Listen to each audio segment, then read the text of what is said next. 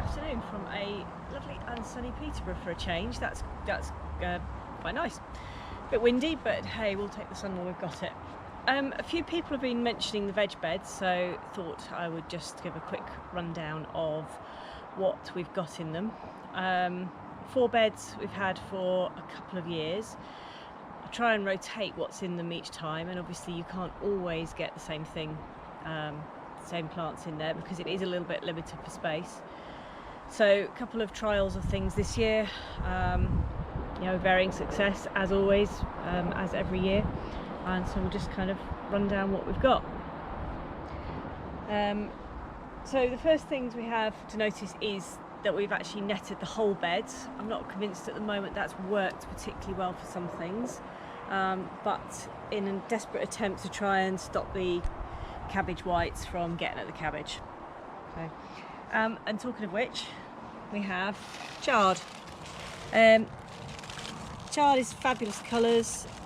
You grow it, it will grow all year or for a large amount of the year, and just pick the leaves as you want it. And I find this about the easiest cabbage to grow. Other experiments with broccoli and things haven't been particularly successful in the past. I've also got a 2 callaloo plants. These are the second attempt. First lot got completely comprehensively eaten by the slugs. These are just not doing very much, but you can see the colour. So yeah, that was an experiment. We'll leave that one be, I think, for next year. There was also pak choy in this bed, but that's gone over and we've eaten what we can. And then, so that was earlier in the year while these were growing, and these, if you haven't seen them, are Tomatillo. Now, they're a member of the Solanum family, so tomato family, although, as you'd probably imagine, closer related to Physalis. Quite commonly eaten apparently in Mexico, and they make a really good green salsa to go on your fajitas, or as a sauce to go with meat, so you can have it with beef, have it with chicken, and I would highly recommend them as very, very easy to grow and quite useful. They also keep in the freezer all year, so what will grow this year will do us till next year's plants come out, so yeah, I'd highly recommend them. Let's move on a little bit. We actually do have, just for Steve, we have parsley. That's real parsley as opposed to everything else which is not parsley. And we also have some thyme. That's quite an old plant there.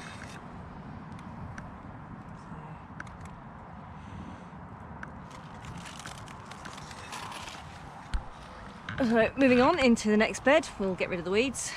And we have leeks, which are actually doing all right. We've been eating these. It was 13 in total. They're just starting to bolt, and this one, I thought we'd wait and see what a leek flower looks like. Obviously that one's not going to be eaten. I noticed there's another one going. So Steve, there's some leek soup coming up. We had peas in here, again, varying success. We haven't had enough peas for one meal, which that's fine. The idea of putting beans in and peas is hopefully that you can then dig the roots back into the soil, and it helps fertilise the soil. That's the other reason for rotating the crops around, always having something different, so that if you get a problem in one bed one year with, say, your root veg, then you move them to another bed and give the root veg a rest. That's sort of the principle. We have courgettes. Now we do have some courgettes coming. Now this is one which I think is probably suffering from being under the netting.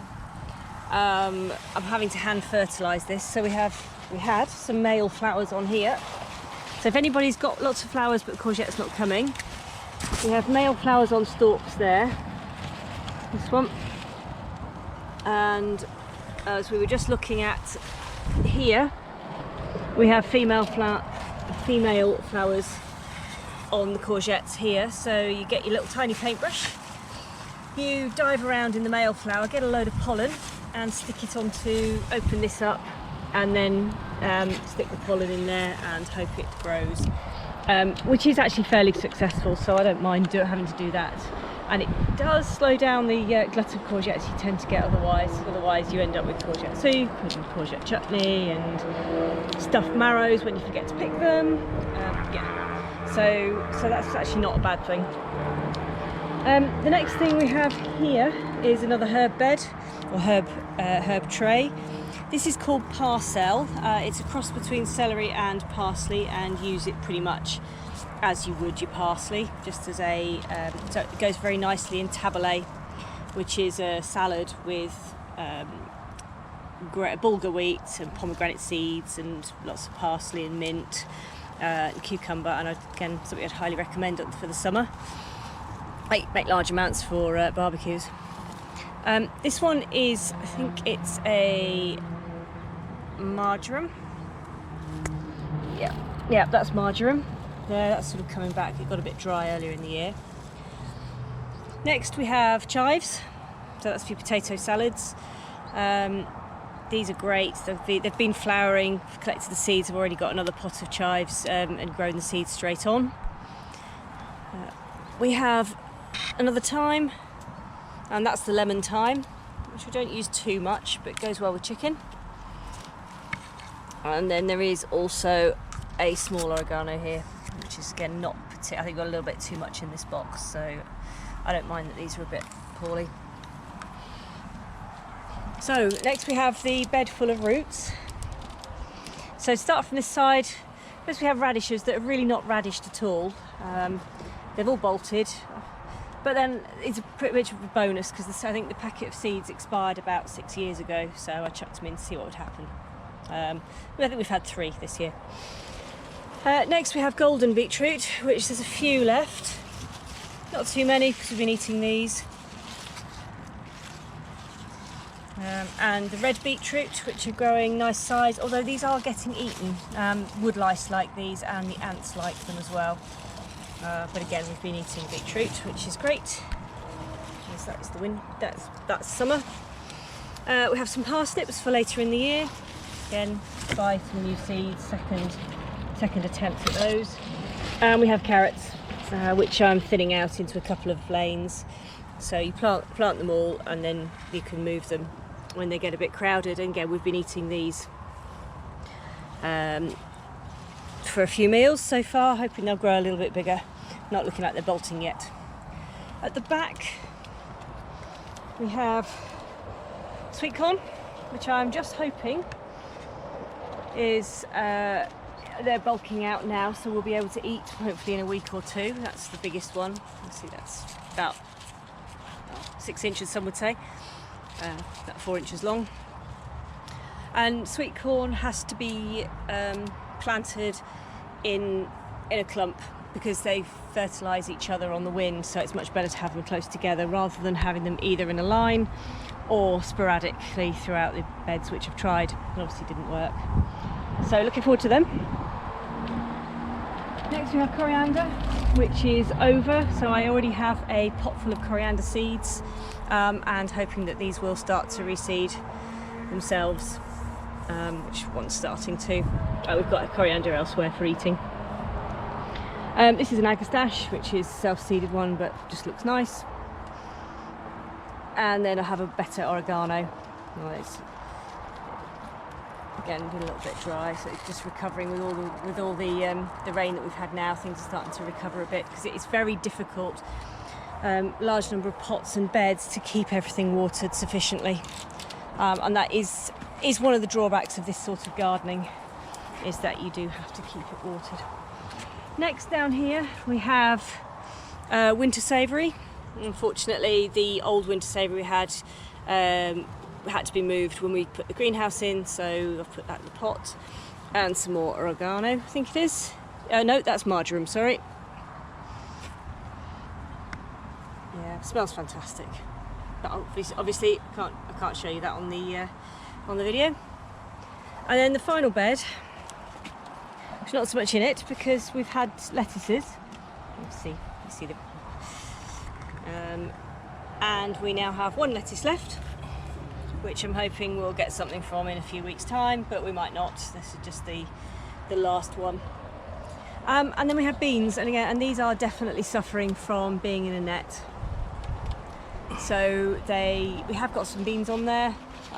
Picked 2, but they're, well, A, they're not in a position where they're getting a huge amount of water, and B, the flowers are not getting fertilised, because although we do get insects coming in, there's not huge numbers of insects coming in, so they're not eating the black fly, and unfortunately not fertilising the flowers, and these you can't really hand fertilise like you do the courgettes. So next year we'll have to have a rethink. They'll go in the other end bed and just think about where the net goes. Steve doesn't know that yet, so don't tell him. So these are the veg beds. We have a few more dotted around the garden. So we'll just put this down because there's quite a lot of white butterflies around at the moment. Although most of them are small whites, and actually small whites don't bother your cabbages. Small whites like yellow flowers, like ragwort, which is a few around, and the ones in the lawn that Steve just mowed. It's the large whites that are the problem. So, yep. So today's crop so far, 2 beans and some tomatillo. But we did eat 1.5 pounds of tomatillo the other day, so yeah, see that's successful. And if you come around here, we get to the fruit. We have a medlar tree, which I haven't. It's that one. Here you see the medlars. I haven't yet done anything with these. You have to pick them when they're ripe, which is quite difficult to tell, and then you have to leave them to soften a bit before you use them. So the plan is to do that over the winter. This hasn't been in very long. We've got a slightly poorly damson tree. Again, this been suffering. I suspect the weather has been part of the problem, because this was a fantastic tree last year, but it's obviously got something. So we need to do a lot of work on it over the winter. I will get some grease to make sure there's no insects coming up, leaf curl over the other side of the garden to make sure. I think it's probably leaf curl, so we need to sort that out, and hopefully we'll get some damsons next year as well. We have Myrtle bush, which was about 6 inches when I put it in, a genuine 6 inches when I put it in, and is now obviously bushing out nicely. You can use both leaves. They'll go in meat dishes such as casseroles, particularly with gamey meats, and also it's coming out with the fruit now, and again the fruit can be dried and used in summer dishes, or just looks really pretty.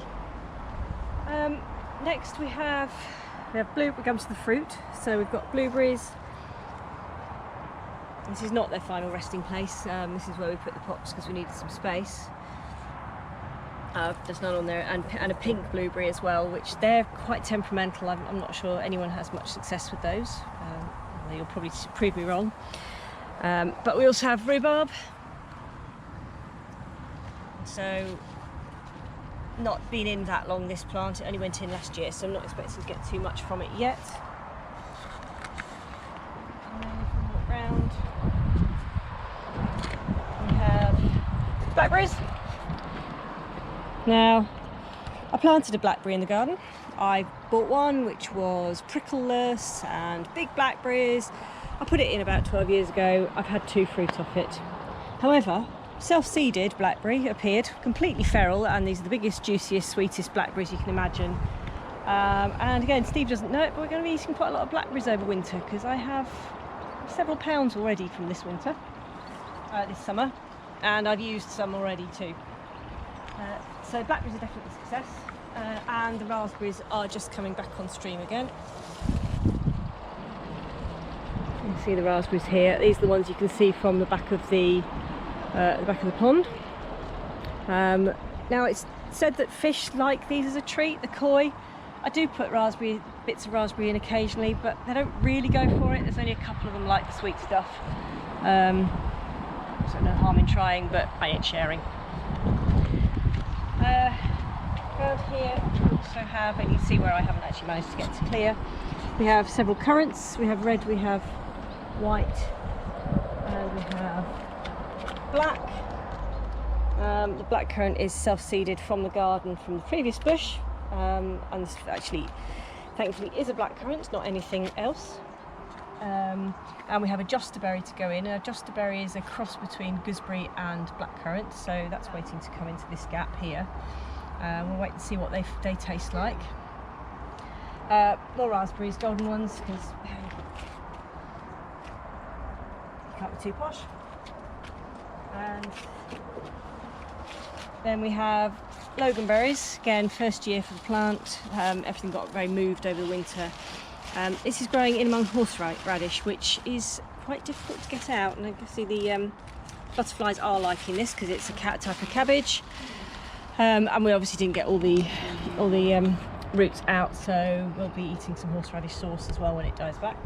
And we have Taberries here. And the rest of what we have around here is what was in the greenhouse, but obviously when we had last week, we decided it was best to probably have stuff out. So, because the watering again is getting really difficult, so watering things twice a day. These are mostly we've got tomatoes, we've got red peppers, which are starting to come out, and chillies. Chillies are important. Those are the red peppers and the chillies, and these are yellow lemon chillies. So these are a type that come from South America with the aim of making some chili sauce, except they keep coming off and so we have to eat them. But when I have enough, then we make some chili sauce called ají. We have Physalis, so proper ones again. As you see, they're related to the Tomatillo. You can see the paper shell. These are the Chinese gooseberries or lanterns or whatever that you normally get as posh on the side of puddings in restaurants, but I just quite like them to eat. We have some aubergines, good with the tomatoes, just aubergine and tomato cooked together with a few herbs.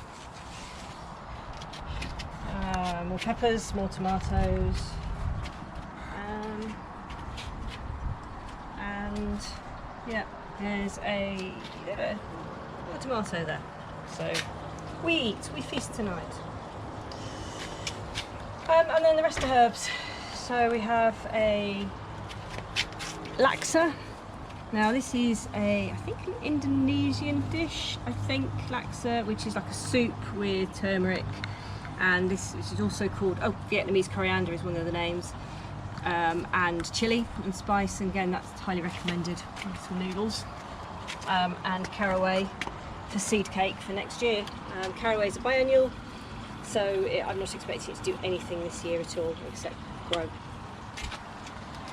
So that's a very quick rundown of what we're trying to grow. Obviously, with having had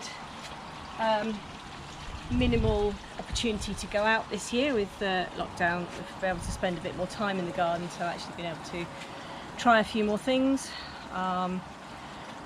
There's a lot of talk earlier this year about how we should all be self-sufficient with food, and I'm lucky to live in a house that I bought years ago with a long garden, back when houses were designed for everyone to have their veg patch and people were supposed to grow their own.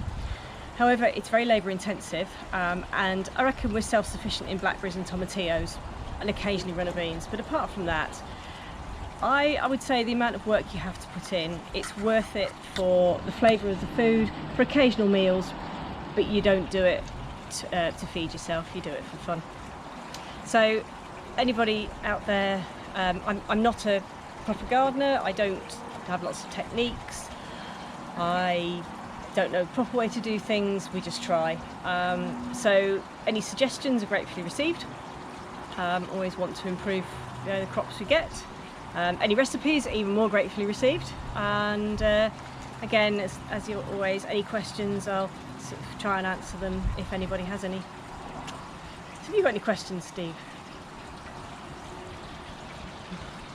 Is it dinner time yet? I'm hungry.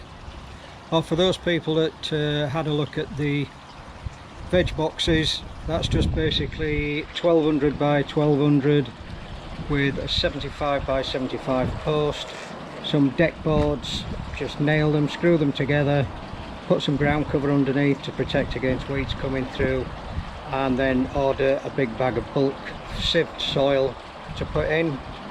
That can start you off really well. But clearly this is not my department, that's why I've kept really quiet, so I'll just hand you back to Kat. Okay, as I said, any questions that you have, we'll try and answer them. Have a good evening, and have a good dinner, whatever you're having.